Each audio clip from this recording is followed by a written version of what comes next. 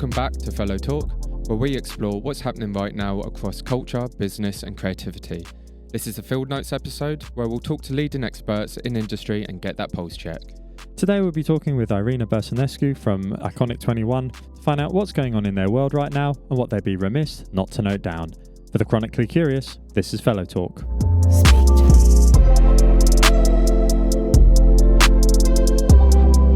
Irina, thank you for joining us. Lovely to obviously get to speak to you. We've worked with each other a few times over the years, so it's always nice to have moments to talk. But for anyone who might not know you, would you just mind giving us a little bit about yourself and, your role and, sort of tell the world a bit more about Irina?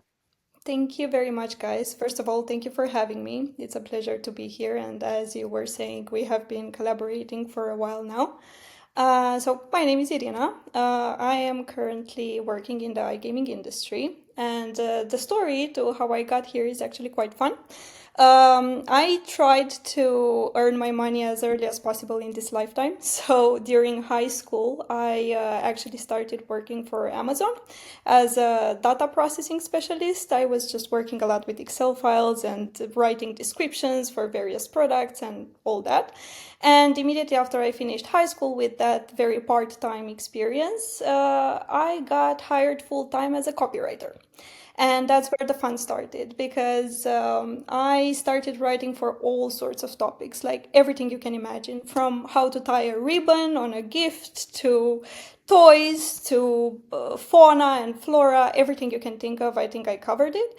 And part of these topics that I was writing about, I also encountered a lot of stuff about marketing in general, how marketing works, how to write a marketing strategy. And I was doing my research the classic way before ChatGPT existed. So I had to go website by website and getting my information from there. And I started getting very, very engaged with the idea of marketing. And after spending 3 years as a copywriter, I decided to go in this direction. So I went ahead and applied for a master's degree in advertising. And it wasn't only about advertising, but rather marketing in a broader sense. And when I got admitted for the master's degree, I also moved to Bucharest in Romania, and I got hired for Pragmatic Play, which is one of the giants in this industry. And that was my first touch point with the iGaming industry. And iGaming industry, for those who are not familiar with the term, is basically the online version of what you would normally see in a landscape casino or a betting shop, just easier to access from a phone or a laptop. Starting with Pragmatic, basically I started gaining experience in all areas of marketing. So from strategic development to product marketing to events to pretty much everything that there is. And once that happened, once I felt more comfortable, I started shifting from one company to the other to get a bit more acquainted with different types of verticals in this industry. And I went and worked for companies like Aspire Global and Soft2Bet, which are again very big companies. And now I am occupying the function of marketing director within Iconic 21, which is quite a newer company. And it's also a new type of setup for me because it's no longer a giant, no longer that corporate, tighter team. And here we are. Oh, amazing. And I guess, what would you say is like a typical day, if there is such a thing for yourself? Well, to be honest, the periods differ. So when we have a more relaxed period that doesn't consist of organizing trade shows or having a very big campaign or stuff like that, it's much more relaxed and it gives me a lot of room to brainstorm and to plan ahead. So the days are mainly about day-to-day operations, social media planning, brainstorming, like I said, working as close as possible with the design team to try to get things as consolidated and streamlined as possible. But there are periods like this one in November when we're planning for one big trade show that's going to happen in January in Barcelona. The name of the show is ICE. and it's been one of the longest standing iGaming conferences. And this basically requires me working at least 8 hours a day consistently, not only on the show itself, but also the regular responsibilities that we have, a lot of alignment within departments, so a lot of calls, and these are a bit more strenuous, I would say, but it's quite balanced. It's just that it's different according to the time of the year. Yeah, I think a lot of people can sort of resonate with that. And especially it's interesting, it's really nice to hear actually you talking about having that time to think, because I think especially with like, not to drop the trend word, but with AI and obviously that kind of shrinking of the knowledge economy, it's, I think, becoming even more imperative now that people are having time to sort of drive value in their role, not only through doing, but also by being more strategic, having that time to think and process through and sort of talk to the other team members and collaborate. So it's great to hear that yours is like that. Though, as you say, there's always that busy time of year when it is a bit more functional, a bit more operational. And I guess sort of with that, do you find what have been some great tricks or sort of tips that you've found for those kind of moments of rumination and sort of strategizing when you're kind of having a bit more breathing time? Like, how do you approach that? Well, to be honest, first of all, what I would like to mention is that in iGaming, compared to other industries, there's this very fast product launch cycle. So compared to I don't know, let's say tech companies that are focusing on maybe 2 big releases per year or 1 big release per year, for us it's at least 4 a month. So the volume is like super, super, super fast, and every game has a different features, different USPs, different themes. So what I normally do in order to brainstorm is sit with that game, because in our case it's games, and try to see what I can pick out of that game that is not the classic USPs. Because again, a very specific thing in the industry is that they are similar. What we provide, other people will also provide, and it's very difficult to find that sweet spot of differentiation. So what I try to do is cling on to the theme of the game rather than the USPs. So one example would be that we have some games which are themed with the universe, with gravity, blah, blah, blah. So I try to find connections outside of the industry that relate to this theme of gravity and try to put it into an actual B2B language and try to pick as much as possible out of that. And that's usually how the brainstorming process starts. Theme, and then Pinterest, whatever inspires me, trying to make very sudden connections between the concepts, and then that turns into some sort of a campaign. But yeah, like you said, it's very difficult when you don't have time, and sadly, this is mostly the case. Like most part of the year, we don't have time to do that, and we just stick to what works. We stick to the recipe for success. We stick to the classics. So that is sad indeed. But when we do have time to experiment, we do. Yeah, I think you've hit a real nail on the head there around kind of time being so precious and so important. I think everyone in marketing or any kind of sort of advertising that creative space is familiar with the sort of feast and famine cycles of like, just you've got to get it done. But then those moments where you can actually have a bit of a breather. I know actually I spoke to Paul this week and said like, is this a breather week? Have we got like 2 days where like we can just have a bit of time to reflect on what's happening and what needs to get done? And we were very much mistaken, and it was very much like a day, not even that. I guess on that note as well, Irina, like obviously you've got a lot of experience in the industry, but like what's exciting you at the moment in terms of like what's going on? Like, is there anything that's really grabbing your attention? Um, Inside the industry, that's a very tricky question. I think there are just a few companies that are managing to get out of the mold. One of them is SoftSwiss. It's a very interesting provider there that is borrowing a lot from other industries like fast-moving consumer goods or tech in general or payments, finance in general. An interesting approach that they had is that for a very recent trade show, they actually built a car from scratch on site. So they had the car completely disassembled, and they had engineers coming there and build the car. And the entire campaign was tied around adjectives that would define their work, like precision. So as you see, these are exactly the types of connections that I see working to change a bit the way marketing is done in iGaming and to bring it closer to what other industries are doing. And to be honest, here I wanted to also involve you guys a bit, because first of all, we spoke about lack of time to think ahead. And from your experience, obviously you work with a lot of brands, but when do you have time to focus on Fellow itself? Like, how is that going? How do you get to market Fellow? Probably something we shouldn't admit with our partners. They probably know when we're doing it, but no, it is really hard. And like, actually, jokes aside, both Paul and I are really lucky. Our partners are very understanding of the pressures of that side of things. But I guess, what's the old expression? Cobbler's shoes. Like, like, we've been better at trying to make sure that we've had that time to think. But yeah, it is always a challenge. And I think it's something that's known in our industry, like agency side, that you never make time for yourself. Like, we've got all the skills and knowledge similar to you. At the end of the day, we're in the marketing space. We know how to market, but whether we have the time to implement. So fortunately, right now, we're actually in a bit of a sort of like real push. Like, the team's all really come together, and like, we're trying to put out a lot more sort of content, hence like today's conversation as well. And I think it's about trying to have time to reflect, but also, I keep saying to the team, like, work in the mud, like just start doing stuff. So we've been trying to focus on stuff that actually we find is first fun, because we could probably then commit to doing it, but then also how that sort of works in a more sort of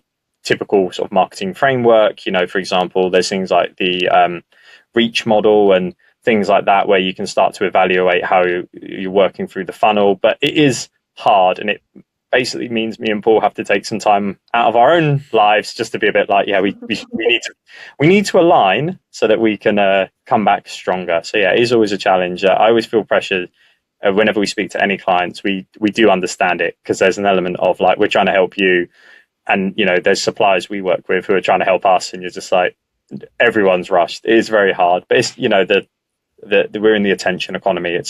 Things are competitive in our space, and like yours, like you're saying, in all of our professions, it's a tough market at times. Makes complete sense. I was making this reference and this circle back because Paul asked me what catches my eyes when it comes to the industry and marketing in general. And I wanted to mention that this is what works, at least in iGaming. You need to look at what others are doing. And when I say others, it means anyone else outside of the industry, because you gain a lot of inspiration from there. And I always check your LinkedIn page, for instance, because I really like your style and I really like how you approach marketing. So this is pretty much what we're doing. We look at other companies. One other favorite of mine is Remarkable, but again, the difference is that they are focusing on one or maybe two singular products, and with us, it's very very difficult because of the product cycle. It's a challenging industry, but here we are. Yeah, although thank you for the kind words. We'll have to the pink. It'll be our faces that go pink as well as the backgrounds at this point. Yeah. But yeah, no, thank you, Irina, for that. And I guess it's good that you say, like, looking out. That is really important. Like, I mean, our industry is especially guilty of it. Designers and creatives are always looking at other people's work. We're always seeing what else is kind of cool. But I guess on the other side of that coin, like, what are the things, I guess, in industry or just wider marketing, what's the things that maybe are keeping you up at night? What's the kind of like, that's coming and I need to sort of give that some headspace? Well, what I am thinking of recently is the fact that our target audience is also changing. I am a B2B person, right? So for the past 10 years, I've been only working with B2B. And it kind of creates a bit of an echo chamber in a way, because you get used to this very stiff language, stiff methods of marketing, what works, especially because iGaming, you have your advertising, you have LinkedIn as your main platform, you have events, but that's pretty much it. It really stops there. So I started feeling this pressure of shifting more towards a B2B2C approach rather than this very pure B2B approach. And that means, as we all know, video, short form video, because the attention span is like really, really low. And even our target audience, even in the B2B space, I think buyers started having very little patience. And they are doing a lot of individual research, which then in turns means that we need to have a lot of brand awareness.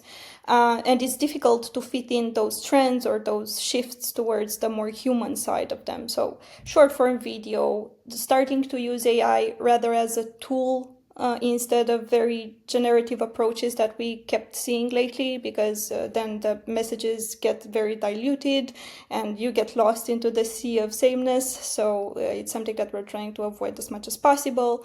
A very interesting topic for me is ABM.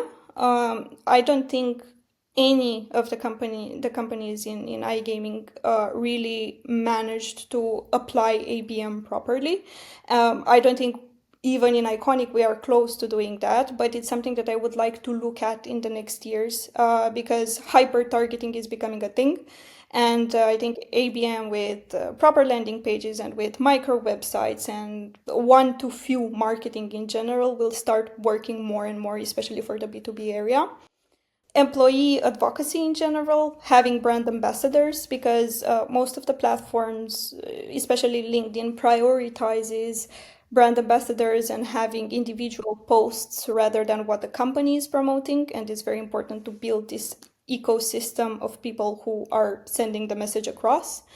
I think those are the things that I see as applicable in our industry realistically, together with borrowing marketing approaches and marketing combinations, hybrid campaigns from other industries, namely tech, because I don't think it goes much further away than tech. Yeah, I think you've touched on some really interesting points there, like especially that shift from B2B to sort of B2B to C, or just in general, how now everyone is a C because we're all on our phones. There's always like, I know there's been lots of talk in sort of B2B spaces about actually how like Meta is more of a platform because of the fact that it's like just because it's not a B2B environment and you can't target on, yeah, I think like you say, targeting or hyper personalization, that ABM, that kind of is a real conflict at the moment, I believe, where people are being pressured even more to connect and sort of, get their product in front of people. But actually, the way to do it is with a more long-term view, like taking that time to put that kind of personalization in, to take that time for reach, which is probably not what any sort of CEO or top level wants to hear when you say, oh, it could be 5 years and we'll see some great results. And everyone's like, we need results in 5 months, not 5 years. I mean, even 5 months, 5 days probably is most people's turnaround times. I think, like you say, I do believe the more and just from our side of things, from what we've been seeing, is that the tools are getting better for personalization. It's almost like we now need the human side to catch up with it, and the patience within corporations or within brands to be like, you've got to connect to people. And like you use the word, I love it, like ecosystem. I think that's right. You have to start looking at it as like you're really creating a space for your audience to play in, as it were, and to sort of engage with you in multiple things. They might listen to a reel on the way home, and they might, I don't know, see an ad for you like later on, or they might listen to a bit of podcast, and then at the moment that they want something, they'll go to your website and go to your contact page because that's how they know how to get hold of you. Or maybe they'll. That's pretty much it. Yeah. Well, it's no longer linear anymore, is it? It's a bit, the touch points are so widely spread in terms of like where people can access information, what it is that you're sharing, the campaigns that you put out, equally how they engage with those campaigns as well. So there's a multiple ways of like how that kind of interaction now works between not only B2B but B2B to C as well, and what that exchange is. Yeah, and would you say, just sort of looking at the audience, is there any kind of change in how they're engaging with sort of gaming brands or campaigns in general? Has there been a really significant sort of I guess psychological shift in what the audience is after? Well, first of all, I think it's something that's coming from multiple angles. First of all, the fact that iGaming is really consolidated right now. So there's a lot of mergers and acquisitions, and there are a few very big fishes in the industry, and they are taking pretty much all of the attention. And then the new emerging providers have a very hard time trying to come out of that chamber of communication from those specific providers. And the thing is that the B2B audience, and I think this doesn't apply only to iGaming, but in general, they prefer to self-educate, right? I mean, before going to a B2B partner, you want to self-educate, you want to come into the sales conversation much later in the decision cycle rather than being captured as a lead. And that directly means that you have to say the same time 100 times instead of 100 things spread apart, because you want the message to stick to that respective person. You have to invest a lot in brand awareness, so that they feel seen and heard, because they expect higher personalization. They expect relevant outreach in case the commercial team decides to do it. And what's important here is that the audience always acts the same. Like, they have this self-education, then it gets completed by the brand awareness component, and then the final validation checkpoint is the trade show for us. And exactly as you said, it's very hybrid, and the checkpoints are very different, because you have lots of online, lots of thought leadership, lots of brand awareness, and then the deals are usually getting closed at ICE, at the final validation checkpoint, for instance. But that limits the industry way too much. So it has to be kind of a generational change, because also obviously Gen Z is coming, the audiences are changing. And I think that's where we see that, first of all, the audience is starting to trust individuals more over brand itself. So they're looking at the people that represent the company and how are they presenting themselves online, and how present they are, how important panels and podcasts and overall exposure is for this reason. Being credible as well, they always expect the brand to be as credible as possible, and that's what we're doing through content marketing. And the way I like to define it is that our end goal, or my end goal as a marketing person, especially in the iGaming industry, would be to create a love mark brand, like the brands that actually apply to human emotion, which is very difficult in B2B. But this is pretty much where I would like to see things going, and I would like to see the audience also reacting to this type of marketing, which is more emotional based rather than USPs, technology, the classic things that you always hear. Definitely. And is there any kind of brands in particular that you think are doing this well, or even outside of the industry? Who do you think, who's creating that kind of like love mark that you described, that you're like, there, that works really well? Well, one of my favorite is, I have two favorites actually. They're both outside of the industry, right? So Surreal Cereal, I'm sure that you saw at least one post for them on your LinkedIn feed. They're using humor in a very, very good way. And I remember that I saw some conversation with their between their marketing team members, and they were saying that their guidelines for using humor is a strategy with about 200 slides. So it's funny, because people always think that it's easy to be humorous in your marketing, but it's actually the most difficult thing to do and the most difficult thing to nail. You can easily go wrong with these things, and you can easily be completely unfunny. But I think Surreal Cereal does it best. On the same line, I see Duolingo, which is using cringe marketing that appeals really, really well. That applies really, really well for the Gen Z audience, and I think it's a breath of fresh air for me, at least in particular, because being so enclosed into this very serious type of marketing, seeing things that are really pushing the boundaries outside of that and appealing to what's relatable for people, what's amusing to people, is something that I would like to see also apply to the iGaming industry. Yeah, and I guess kind of on the same sort of lines, like you say, it is strange in B2B because humor is the most human connecting thing. Like if you can make someone laugh, that is a really genuine connection. Yeah.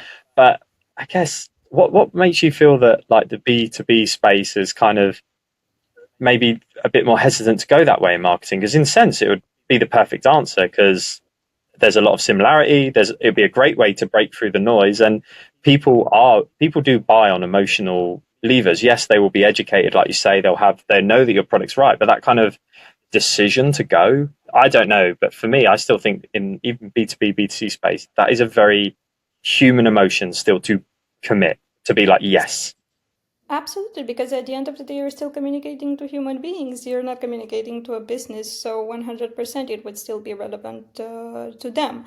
But I think, first of all, we have this reticency to go down that path because we have this legacy mindset that the audience is very serious, which is not. At the end of the day, we're working with casino games, which are very fun in themselves. Like we have characters, we have very fun features.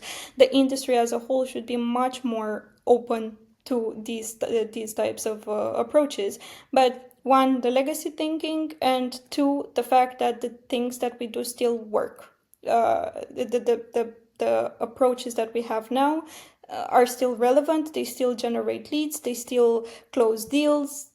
We still receive very good feedback from the clients themselves. So the fact that it works means that there's this cozy little space that usually management doesn't want to leave. That's how I would put it. Yeah, that sounds very familiar to both of us. I guess on that note as well, like Irina, like what would you say is the kind of most things that like people don't necessarily understand about the iGaming industry that most people would kind of either speculate or kind of think that it's something else than what it actually is? Like what's how do you think you can kind of turn around people's opinions around that side of things? So, first of all, there's a lot of misunderstanding when it comes to the specifics of the companies that are present in iGaming, in the sense that a lot of people do not make a difference between an operator, which is the casino itself, the one that's B2C facing, and the provider, which at the end of the day is just a technology supplier and nothing else. We create just software. So, oftentimes we see this discrepancy, and we have people asking us where they can play our games, and we're like, you can't really play our games directly with us. You need to go to our partners, but we cannot divulge the list of the partners.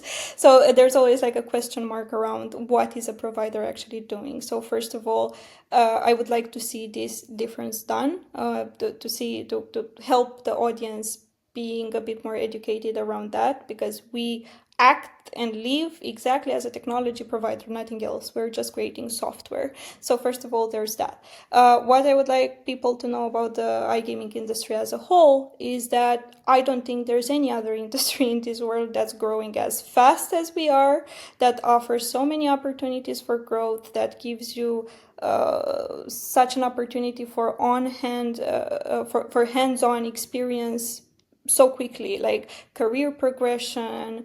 The opportunities that you have are immense in this industry, and it's changing constantly. New products appear year after year.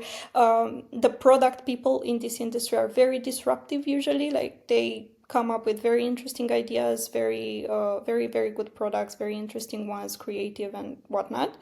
um, and I do understand the bias. It would be impossible not to speak about the bias around the casino industry, of course, but I would focus a bit more on the provider side of things rather than go too much into casino.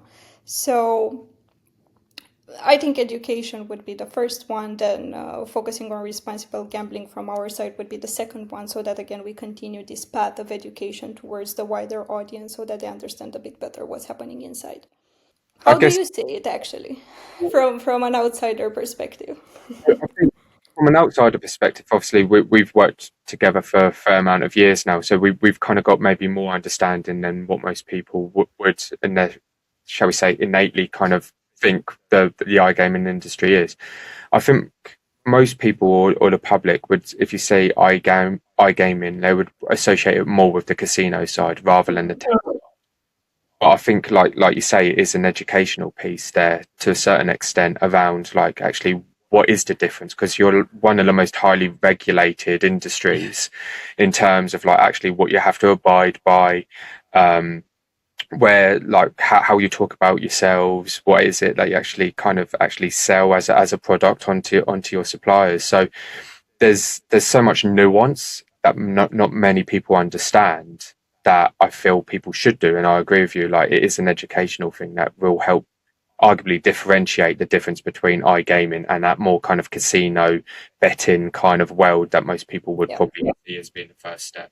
Yeah, and I think that will probably come with time as well, just with the sort of prevalence of the gaming space itself, like more like, entertainment gaming, like I think that's the other Yeah. maybe misconception we have, is that people assume more like esports, kind of like which is, it's fine, because I mean our journey towards the iGaming space was via technology. We've obviously got quite a big experience in B2B tech, and obviously there was just a bit of a natural progression with the contacts that we made to sort of get into the space. And I think that's always, as you say, the eye opener is actually just, as Paul did mention, like the regulations and actually the level of detail that is behind it. But as you say, also the opportunities. Like it's I don't know. I grew up with a really bad career advisor who didn't even know, put it this way, this is something I admit to some people, but there was a point where I was actually going to study physics at university, but I didn't want to be a scientist because I was so uneducated on what that role could do that I was like, well, I don't want to be a scientist. So, yeah, I won't do it. And my career advisor didn't help. They were just like, oh, okay, what about an office job? They had no idea about the creative space. And I think that's the thing, is it's so important to try and highlight the opportunities in the world to people, because understandably a lot of people have, like, especially at that early stage of your life where you don't really know much about what you want to do and all that, it's so narrow, but actually the world is just so broad in what you can get into. And like, as you say, I think the more we can actually talk about the opportunities and what it means from a kind of career and work point of view, the sort of better that education can be. Because as you say, there are a lot of crossovers in tech, in iGaming, as many other tech spaces, that, even to some level, with no insult to yourself, but there is an element of, like, you will have similar marketing challenges in your tech space as someone else in another tech space, because ultimately we're all trying to connect with an audience. And that's actually the core challenge, is, well, I've got this audience that I really want to speak to, build brand, build recognition, be human, because no one wants to be sold to. So yeah, I think, yeah, I agree. Yeah, I think that was how we came to it, and I would agree that would probably be really helpful.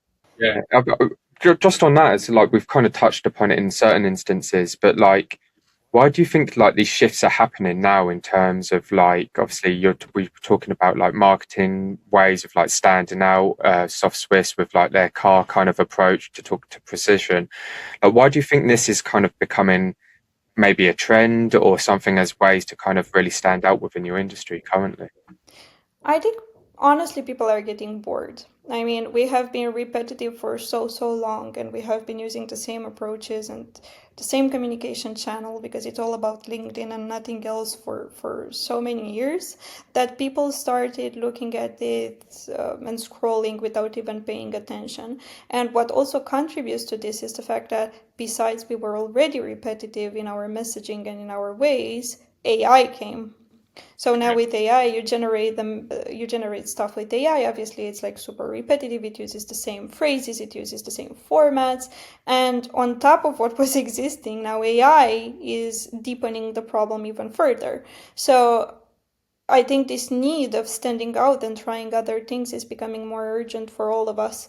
It's not only the big companies that are starting to lean into those approaches. It's everyone, and it's a constant challenge for us. But I think, like I said before, the audience no longer has patience for this type of marketing, and they are expecting something else, something faster paced, something different, something that appeals more to their emotion rather than just this spray and pray type of marketing that we're currently doing. Yeah, I talk about this quite a bit in the studio, that it's sort of really strange. It feels like we're almost like going back in time, where it's almost like, because people are so fed up, and especially we've spoke about this in actually quite a few of our reports and things that we put out around this kind of digital fatigue. And actually people are just kind of now kind of rejecting, and I've sort of said it in the studio to guys, that I think a lot of the AI speed is almost like just speeding up that frustration, where actually people are now, they still have just as high expectations, but we're going to have to be different. And I think that's fun and exciting, because it's sort of a bit like, all right, yeah, cool. We're like, we've got to sort of try things a bit differently, which is always fun for people like ourselves. It's like, brilliant. That's some stressful tension, because we still got to deliver, but there is an element of like doing something new. But yeah, the attention, sort of that sort of battle between standing out and people's lack of attention, and now your new competitor of repetitive things like AI. But I actually feel quite positive about it, because I think we're just going through that wave right now. We're just sort of getting to grips with it, and I think there'll be some really exciting stuff that's going to come out, and hopefully that's what's going to really sort of start driving people more towards it.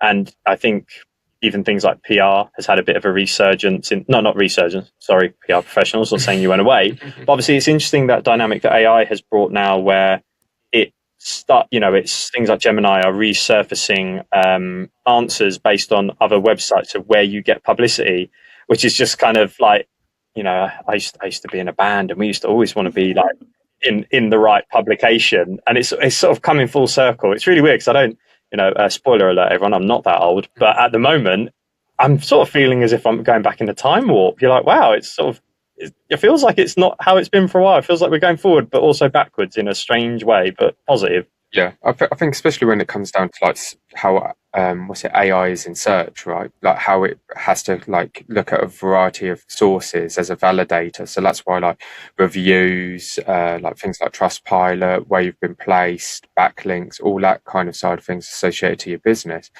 are so important, because they're seen as proof points. So if AI is recommending certain services or your certain products, it's based on fact to a certain extent, and then that's why it's actually quite interesting to see like how people can harness that as a search method, especially going forward.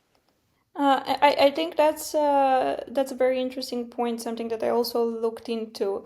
We were always focused on content marketing, genuine content marketing, but now I feel like it's even more important, especially because AI is getting its information from content from all different sources. And the more content we put out there, the higher the chances that when someone's asking ChatGPT who Iconic 21 is, for it to give a proper and complex response. And to be honest, before this whole AI thing exploded to this extent, content marketing started to descend in frequency and in how much attention people put into it. But now it's going back up, and it's going back up stronger than ever with actual human written content, instead of trying to rely on AI, because relying on AI actually hurts your SEO, hurts your image, can give you wrong information, and so on. So it's interesting to me, exactly like you said, Anthony. Basically, we're going back in a loop. On one hand, we're trying to have new approaches, but on the other, we need to go back to writing proper articles, because that is now missing, So to me, it's very scary, and even I feel super behind with everything that's happening with AI. I mean, sure, we can use it as a tool, information gathering tool, summarizing tool, even writing tool, if you know exactly what inputs to give it. But when it comes to video generation, even brand book generations, maybe you guys have more input on that. But I feel behind, because I tried it myself. I tried to generate something, and all I could generate was a blabber of things. Like, it made absolutely no sense. So whenever I see those videos generated with Sora, which I cannot tell from reality, I'm like, what is happening? Because we reached that point where it's difficult even for the younger generations to catch what is AI generated and what is not AI generated. And I'm very curious, what impact will this have on promotional videos, all sorts of materials that are related to the brand, branding in general. Like, how is it going to evolve, and where is it going to go? And I'm curious how it affected you, in terms of, Yeah, I think it affected us the most by everyone saying, can't AI do that? That's literally the biggest influence, is the amount of times I hear that.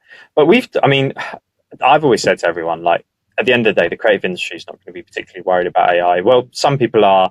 Our hot take on this is that ultimately, like, the creative industry is one of the biggest adopters of this tool. And I think that says a lot about it. Both Paul and I have gone, I used to say to everyone, Adobe has been purchasable by clients for years, and they still don't necessarily, that hasn't killed the industry. These are tools. There are certain things, I think it changes perspective. It changes how you present value. That's the main thing, I think, is like, for me, AI, especially with Sora and the video stuff, is maybe doing what Instagram did to professional photography, in the sense that it's just lowering a bar for people to start trying. And that doesn't mean that that's going to replace professionals, because as you say, I think most people figure out that it's like, oh, it's actually really hard. And in fact, we've even had conversations with clients where you're like, we can do a shoot and it will be 100% how you want it, or we can use AI and you've got to accept a little bit of chaos because that's what AI. It's like, hey, it will be cheaper than a shoot, but it's not as controllable, which is funny because if you are trying to tell a very specific story, and that's where I think that storytelling, kind of going back to our conversation of going forward, but also feeling like we're going back, I think it's because there are just age old truths that just come through. Storytelling is important. Feeling like there's another human at the other end. Like we are, yes, like you say, some of the videos are becoming very hard to tell what is authentic. And I think, funny enough, we've been talking about this because it's one of our upcoming reports is on like how to make a scam brand, which is this idea of like, what is authenticity in a world of like deep fake? Like, what is this idea of if anyone can be everything and anyone can curate everything, how do humans truly psychologically start to validate authenticity?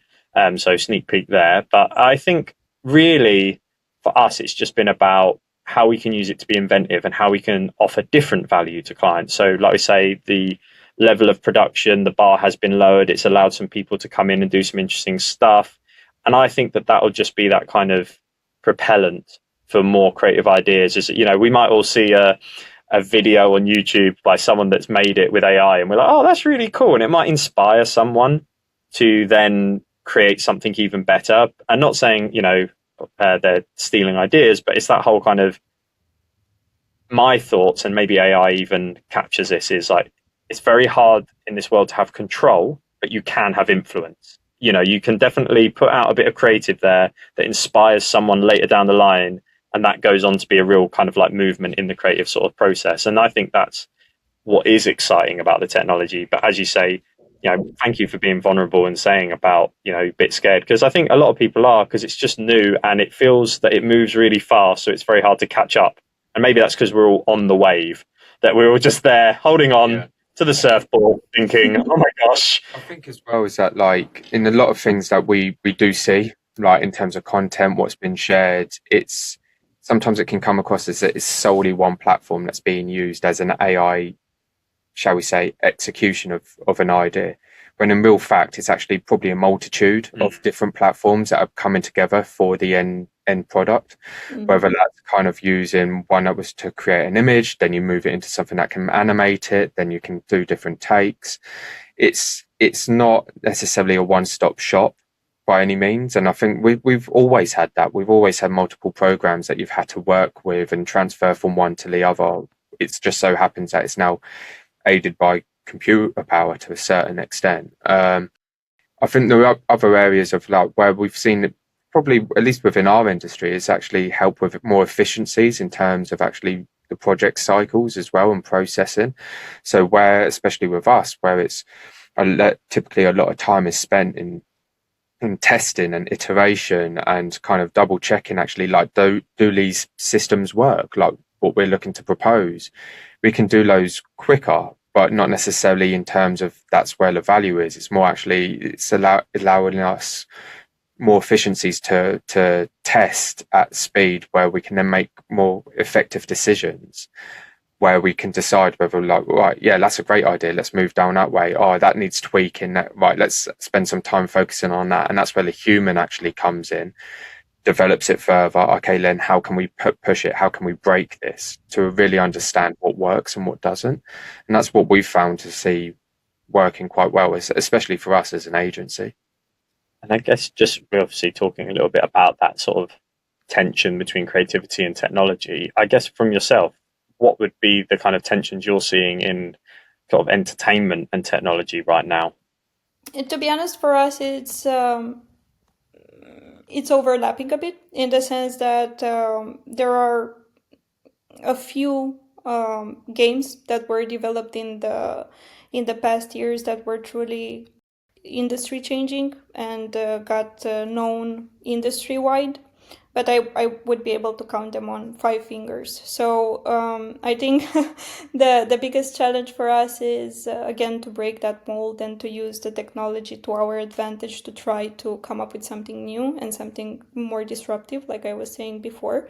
And what I see that could potentially happening in the industry is to see the products, instead of being very traditional iGaming, to shift more towards social gaming, casual gaming, even video gaming, to go a bit more into a more complex dimension rather than what it is today. And you start seeing those things, like there's a lot of gamification being applied to the iGaming industry, and you see how the way you progress in video games and the way you have missions in video games, that also applies to us, and that challenges all the product people to push further and to try to again borrow things from other industries or come up with things that work for us in particular. And it's the same thing with AI. Slowly and surely it gets adopted into pretty much all areas of work, especially technology. So I see it again as a very industry specific thing, but definitely there needs to be a push in terms of creating or adopting technologies that help us break that mold that we are all used to. Brilliant. Thanks, Irina. So I guess kind of just sort of wrapping up a bit of today, kind of final question I want to leave you on is, what's a kind of signal or detail that you've noticed lately that you think's a real clue of like what's coming next in the industry? One that I've been thinking of a lot lately is shifting from how we present our products from a commercial perspective. So let's say product decks, sales decks, PowerPoint based stuff, PDFs that we export from those things.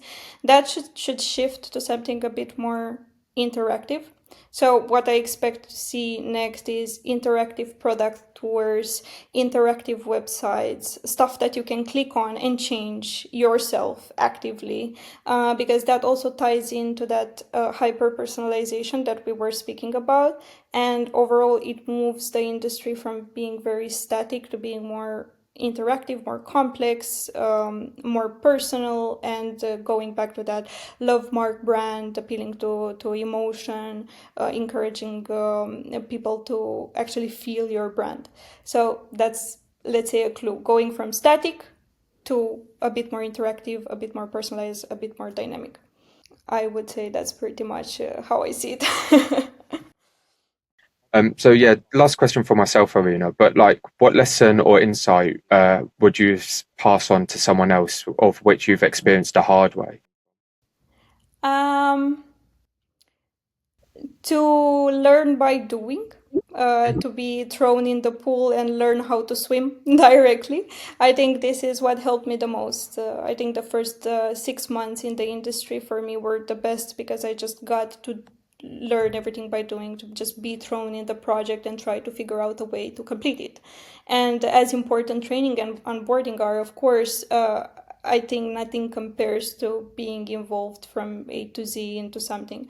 So I would say that my advice would be for people to be courageous and just not be afraid of a mistake, and actually just throw themselves onto a project and try to complete it like that, because it helps propel you very far right off the bat.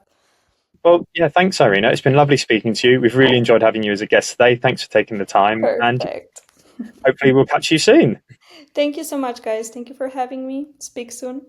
Brilliant. Soon. Thanks a lot. Bye.